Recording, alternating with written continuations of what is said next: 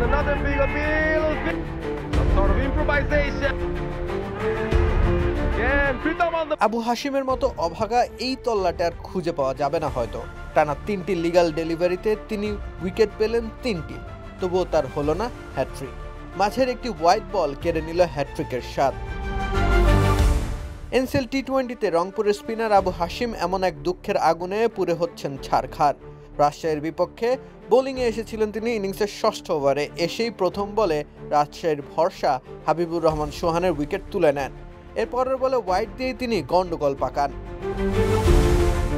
ওই ওভারে হাশিমের দ্বিতীয় উইকেট হিসেবে প্যাভিলনে ফেরেন মেহরাব হাসান। ঠিক তার পরের বলেই রাজশাহীর প্রীতম কুমার একেবারে স্পষ্ট লেগ বিফোরের বলি হয়ে ফেরেন সাজঘরে। আর এটা ওইটা না, কাপড় ধোয়ার একটাই সলিউশন, চাকা অল ইন ওয়ান। বাঁহাতি স্পিনারকে অবশ্য মজার ছলে ভারতের রবীন্দ্র জাদেজার সাথে তুলনা করা হয়। মূলত দুইজনের বোলিং অ্যাকশন প্রায় একই।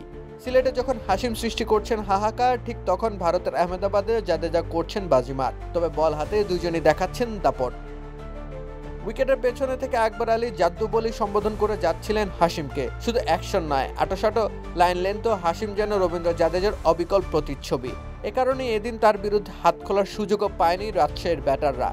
4 ওভার বোলিং করে মোটে 7 রান হজম করেছেন হাশিম।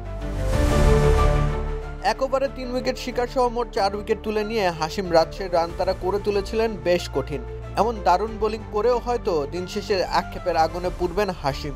দোষ দেবেন ভাগ্যের, হ্যাট্রিকটা পেয়ে গেলে কি এমন ক্ষতি হতো। রাকিব হোসেন রুম্মান, খেলা 71।